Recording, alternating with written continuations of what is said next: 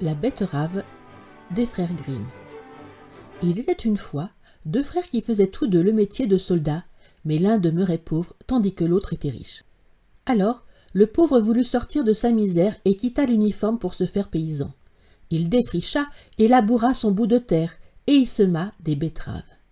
Le grain germa, poussa, et il y eut une betterave qui devint forte et grande, continua sans cesse à grossir sans vouloir jamais s'arrêter, et encore, de sorte qu'on pouvait bien la nommer la reine des betteraves, car jamais on n'en avait vu de pareille et jamais on n'en verra plus.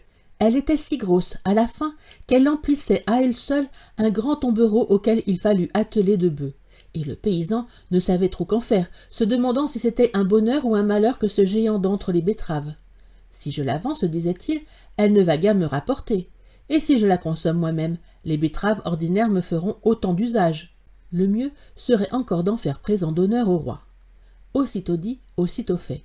Piquant ses bœufs, il mena son tombereau jusque dans la cour royale, et il offrit sa betterave en présent au roi. « L'étrange chose, s'exclama le roi. J'ai déjà vu pourtant bon nombre de merveilles, mais un tel monstre jamais. Quelle sorte de graine as-tu pour qu'elle ait donné ce géant? Ou bien est-ce à toi seul que cela est dû, parce que tu as la main heureuse? » « Oh non, protesta le paysan, ce n'est pas que j'ai la main heureuse ni la chance avec moi. Je ne suis qu'un pauvre soldat que la misère et la faim ont forcé à accrocher l'uniforme à un clou pour se mettre à travailler la terre. J'ai bien un frère qui est soldat aussi, mais il est riche, lui, et votre majesté doit sûrement le connaître. Mais moi, parce que j'étais si pauvre, personne ne me connaissait. » Le roi eut compassion et lui dit « Oublie à présent ta pauvreté, mon ami. Avec ce que je vais te donner, tu seras au moins aussi riche que ton frère. » Et en effet, il lui donne d'abord de l'or en quantité, et puis des champs, des prés, des bois et des troupeaux, qui firent de lui un riche entre les riches, à côté duquel la richesse de son frère n'était rien. En apprenant ce qu'il avait obtenu d'une seule betterave, le frère se mit à l'envier, et se mit à réfléchir en long et en large au bon moyen d'en faire autant. Une pareille chance, n'est-ce pas? Il n'y avait aucune raison qu'il ne la connût pas. Mais comme il tenait à se montrer plus adroit, ce fut de l'or et ce furent des chevaux qu'il offrit en présent au roi. Le roi, en recevant ce cadeau, lui dit qu'il ne voyait rien de mieux à lui donner en échange, rien de plus rare et de plus extraordinaire que la betterave géante, si bien qu'il fallut que le riche chargeât sur un gros tombereau la betterave de son frère et la rapportât dans sa maison. Il enrageait, à vrai dire, et son dépit, sa fureur se calmèrent si peu quand il se retrouva chez lui qu'il en vint aux mauvaises pensées et résolut de tuer ce frère abhorré. Il s'aboucha avec des bandits meurtriers qui se chargèrent de lui dresser un guet-apens pour lui ôter la vie. Puis il alla trouver son frère et lui dit « Mon cher frère, je connais un trésor caché. Viens avec moi, que nous allions le prendre. » Sans méfiance, le frère le suivit. Mais quand ils furent en rase campagne, les bandits lui tombèrent dessus, le ligotèrent et le tirèrent au pied d'un arbre, auquel ils voulaient le pendre. À cet instant, la male-peur les saisit en entendant résonner le pas d'un cheval qui approchait et le chant à tue-tête du cavalier.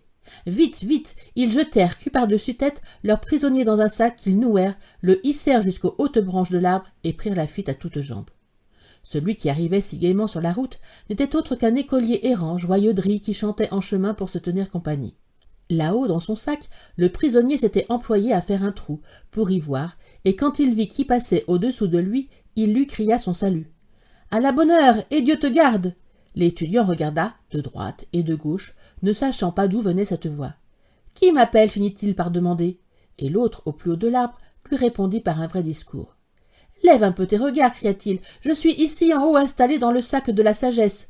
J'y ai appris quantité de grandes choses, en peu de temps. Les universités, avec tout ce qu'on peut y apprendre, ne sont que du vent à côté. Dans un petit moment, j'en aurai fini et je descendrai sage entre tous les sages, et savant plus que tous les savants du monde. Je connais les étoiles et les signes du ciel, le souffle de tous les vents, les sables dans la mer, la guérison des maladies, les vertus des plantes, le langage des oiseaux et le secret des pierres. Si tu y entrais une seule fois, tu sentirais et tu éprouverais la magnificence qui se répand hors du sac de la sagesse. »« Béni soit l'heure qui m'a fait te rencontrer » s'exclama l'étudiant, tout émerveillé de ce qu'il venait d'entendre. « Est-ce que je ne pourrais pas, moi aussi, tâter un peu du sac de la sagesse? Rien qu'un tout petit peu. » Là-haut, l'homme du sac feignit de ne pas y consentir bien volontiers, montra de l'hésitation et finit par dire « Pour un petit moment, oui, mais contre récompense et gracieux remerciements. Et puis, il te faudra attendre encore 1 heure. Il me reste quelques petites choses à recevoir pour compléter mon enseignement. » Impatient, l'étudiant attendit sans rien dire un court moment. Puis, n'y tenant plus, il supplia l'autre de le laisser se mettre dans le sac. Sa soif de sagesse le torturait tellement. Là-haut, l'homme du sac fit mine de se laisser toucher et convaincre. « C'est entendu, dit-il, mais pour que je puisse sortir du temple de la connaissance, il faut que tu fasses descendre le sac au bout de sa corde, et alors tu pourras y entrer à ton tour. » L'étudiant le fit descendre, dénoua le lien du sac et libéra le prisonnier. « À moi maintenant » cria-t-il aussitôt, tout enthousiaste. « Vite, hisse-moi là-haut !» Déjà il était prêt à se fourrer dans le sac, mais l'autre l'arrêta. « Halte, pas comme cela !» Et il l'attrapa par la tête et le fourra tête en bas dans le sac, noua la corde sur ses pieds et hissa, ainsi empaqueté, le digne disciple de la sagesse jusqu'au sommet de l'arbre, où il resta à se balancer la tête en bas. « Comment te sens-tu, mon cher confrère » lui cria-t-il d'en bas. « Commences-tu à sentir déjà l'infusion de la sagesse en toi ? Pour mieux apprendre, tiens-toi tranquille et ne parle pas, surtout pas, jusqu'à ce que tu sois devenu pleinement sage. » Et sur ces bonnes paroles, il monta le cheval de l'étudiant et s'en alla, mais non sans avoir averti quelqu'un au passage pour qu'il vienne 1 heure plus tard le descendre de là.